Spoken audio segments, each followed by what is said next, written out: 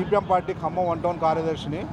ఇక్కడ స్థానిక సమస్యలు ఖమ్మం నగరంలో నడిబొడ్డున ఉన్న ఆంజనేయుల స్వామి గుడి కానివ్వండి, అట్లాగనే తుమ్మలగడ్డ మసీద్ కానివ్వండి, ఈ రెండు చోట్ల కూడా భక్తులు అనేటోళ్ళు చాలామంది వచ్చిపోతూ ఉంటారు. కాబట్టి ఇక్కడ ప్రజలందరికీ కూడా చాలా ఇబ్బందిగా అవుతుంది. కాబట్టి ఇది గమనంలో తీసుకొని మంత్రి గారు తుమ్మల నాగేశ్వరరావు గారు మంత్రి గారు వచ్చినప్పుడే ఇక్కడ పోలీస్ అధికారులు కానీ పోలీస్ సిబ్బంది కానీ వస్తారు తప్ప మామూలు అప్పుడు వేరే ఎవరు కూడా ఉండట్లేదు.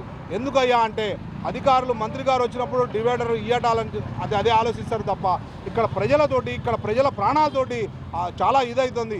మొన్ననే జనవరి 1 అయిపోయినాక రెండో రోజు జనవరి 1 రోజు యాక్సిడెంట్ జరిగి ఒక మనిషి కోమాలో పోవడం జరిగింది. చాలామందికి ఇక్కడ యాక్సిడెంట్ జరుగుతూ ఉన్నాయి. ఇక్కడ బోర్నకల్ రోడ్డు జెడ్పీ సెంటర్ నుంచి బోర్నకల్ రోడ్డు వరకు 5 హాస్పిటల్స్ పెద్దవి పెట్టడం జరిగింది. ఆరోగ్య హాస్పిటల్ ఇంకా చాలా హాస్పిటల్. దానివల్ల జన రద్దీ పెరగడం జరిగింది.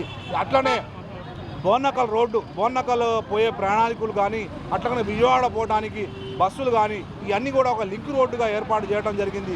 కాబట్టి వెంటనే తుమ్మలగడ్డ మసీద్ ఎదురుగా స్పీడ్ బ్రేకర్స్ వేయాలా, అట్లనే ఆంజనేయ స్వామి గుడి ఎదురుగా స్పీడ్ బ్రేకర్స్ వేసి భక్తులతోటి ప్రాణాలతోటి కాపాడాలని చెప్పేసి, అట్లనే ఏమైతే ప్యాచ్ వర్క్ ఉందో తుమ్మలగడ్డ మసీద్ ఎదురుగా రాగానే ప్యాచ్ వర్క్ ఆపు చేయడం జరిగింది. అట్లనే కాలువ ఏమైతే ఉందో తుమ్మలగడ్డ మసీద్ దగ్గర రాగానే కాలువ కూడా ఆపడం జరిగింది. కాబట్టి ఇవన్నీ కూడా అట్లనే ఈ ప్యాచ్ వర్క్ ఏమైతే ఉందో సగం దూరం రోడ్డు వేశారో సగం దూరం ప్యాచ్ వర్క్ ఆపడం జరిగింది 40వ డివిజన్లో. ఈ ప్యాచ్ వర్క్ దేని వల్ల ఆపారు అనేది కూడా మాకు అర్థం కాని పరిస్థితిలో ఉంది. కాబట్టి ఈ ప్యాచ్ వర్క్ వేస్తే ఇక్కడ ఉన్న ట్రాఫిక్ సిబ్బందికి కానీ ఇక్కడ ఉన్న ప్రజలకు కానీ చాలా సౌకర్యంగా ఉంటుంది. కాబట్టి దయచేసి అధికారులు అందరూ కూడా దృష్టి సాధించాలని చెప్పి ఈ స్పీడ్ బ్రేకర్ కానీ చాలా సంవత్సరాల నుంచి చేస్తామని చెప్పి ఏం చేయట్లేదు.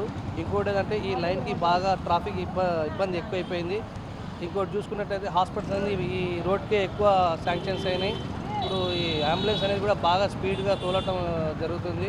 వెంటనే స్పీడ్ బ్రేకర్లు అమలు చేయాలి.